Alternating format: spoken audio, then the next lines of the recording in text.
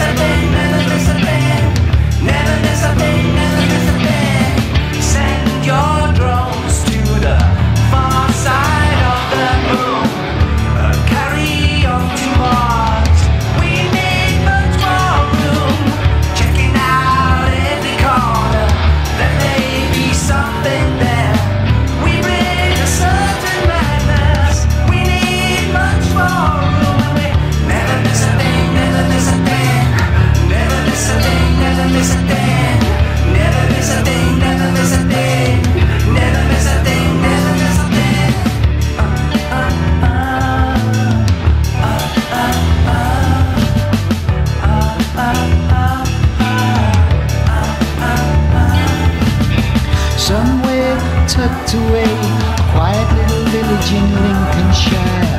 What to do, games to play, he's just got the okay to fire. There's no way you can run, the beat of your heart is deafening. Your chances you got none, because remote killers, they never miss a thing. You send a drone out where you can't go. You want to find out what you don't want to know. So you take a little round your eye in the sky, and some bloody AI decides who's gonna die. The Jim and Terry Show. Yes, coming to you from the Hobbit Hole Studio. Where? In Bobcaygeon. When? The same bat time and bat channel that my good friend Jim and I used to carry on during the peak of COVID, early in the wee hours of the morning. The empty chair awaits you, my friend Jim, and I will slurp from the coffee mug, duly noting that it is fair trade, organic, dark roast. Fair trade. Fair trade. Am I thinking of Brittany Griner being exchanged for an arms dealer? I think he was the model for the Nicolas Cage movie about an arms dealer. And this guy was dangerous. This guy was tried. This guy was put in jail, served, as if I'm not mistaken, for 10 years. Violent offender. And yet, we trade. What is it that we do when we do this thing? We exchange citizens for prisoners. Citizens. What is the concept of citizenship? When you travel abroad, I'm thinking you take some risk. It's like the podcast that Jim and I ventured about taking risk when you go helio skiing and you want to go backcountry snowboarding and cut that first swath of fresh snow. But the danger of loosening the snow, the danger of avalanche in some of these mountain passes is considerable. And the rescue is often more dangerous than just the person who took his or her own risk. And so there's danger. There's danger lurking. And is there danger in going to countries with known authoritarian or dictatorial regimes, such as Putin in Russia? Don't be deceived. He's not telling you the straight goods on anything. He's pure KGB. And when I have a sibling who says to me he would believe Putin over Zelensky, there is a major disconnect with one's worldview and view of what is believable, what is credible, and what one chooses to embrace as truth. Now, truth should stand in some way in terms of objectivity. You should be able to measure something. You should be able to determine a fact from a non-fact, something that is true from something that is not true. And often in the world of facts, we find that two things cannot occupy the same space. things cannot be true and not true at the same time.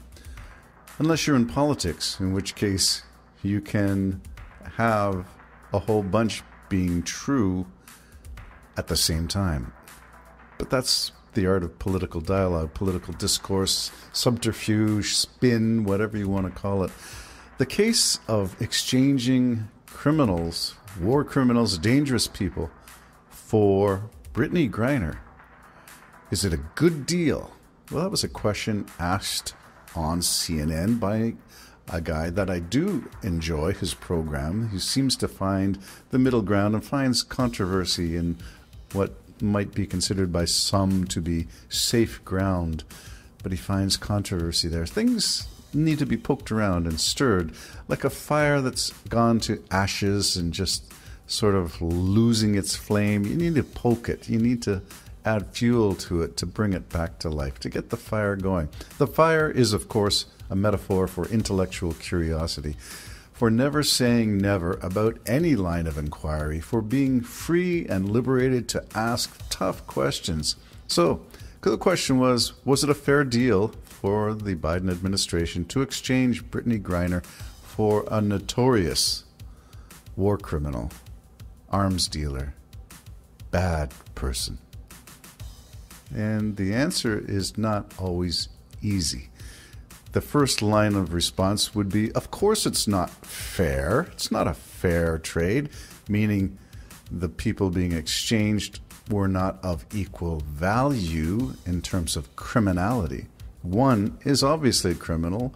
One, I'm not even sure that she wasn't completely set up for this, but we will see. I mean, I don't know all the details, but it seems like carrying a bit of oil in your suitcase is not going to be the same as selling weapons of mass destruction. So, on the face of it, it seems like it's not a fair trade. It's not comparable at all. And yet there's value. There's political value. Putin scores points, gets a big name Russian out of U.S. custody. The American right scores a big point when they get to use the Brittney Griner case as fuel for, of course, she's woke, she's LGBTQ, she's a woman, she's a basketball player. Of course, athletes have value. And, the right starts to spin it in terms of course, they're going to give away a woke athlete, a woman, as opposed to the other fellow who's still in custody.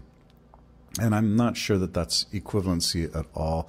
But Putin knows his strategy. He knows how to sow strife. And as my good friend Jim has spoken so often, Khrushchev said that they would bury the U.S. from within, which is using propaganda to sow seeds of discontent and divide America against itself and bring it down from within.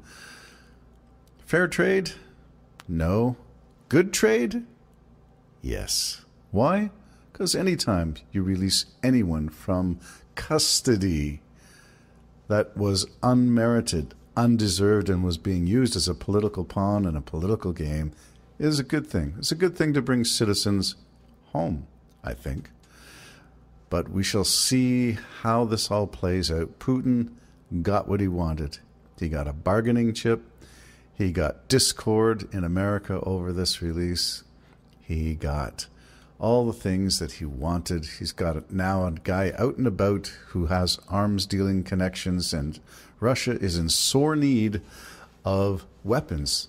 And the Iranians are in a rock and a hard place, making a deal with the devil to sell Iranian drones and to sell Iranian weapons in exchange for oil.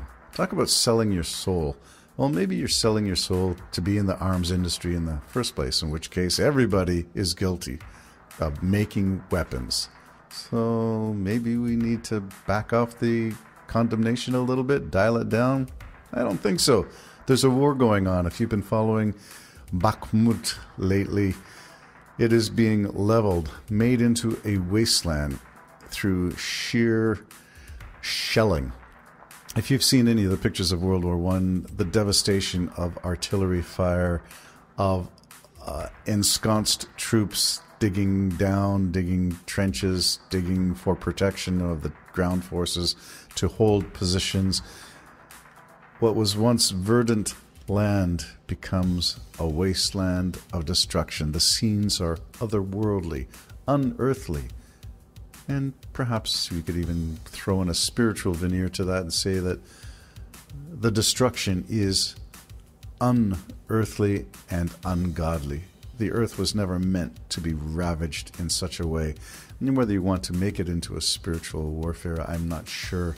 On the surface of it, a tree being blown up that used to bear fruit, fields being blown up that used to bear crops, barns and farms being destroyed that used to supply food, wheat fields being mined so that farmers cannot get to their crops, ships being sunk, ships being held ransom, ships not being able to make it out to make grain shipments.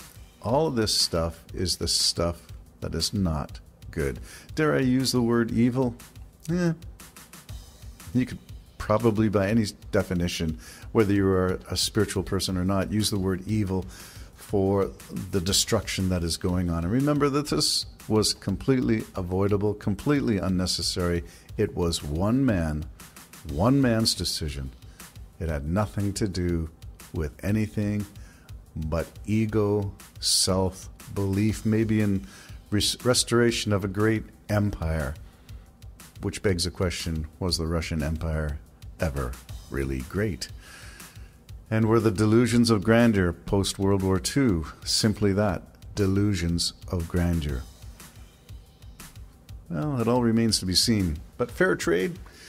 I'm going to say that fair trade doesn't really have much to enter into this. Fair trade has nothing to do with when you're shaking hands with the devil, when you're exchanging prisoners like this. Fair trade? Nah. Just fair trade coffee, and I will shake hands with you. Fair trade, the theme of this morning's Jim and Terry show. Jim and Terry with my friend Jim's. I keep on going to say strangely absent. It's not strange at all. Get well soon, my friend, and we will be Skyping as we plan to meet together as family. And stay safe in the meantime so we're not spreading anything at Christmas besides goodwill and cheer. Bye-bye for now.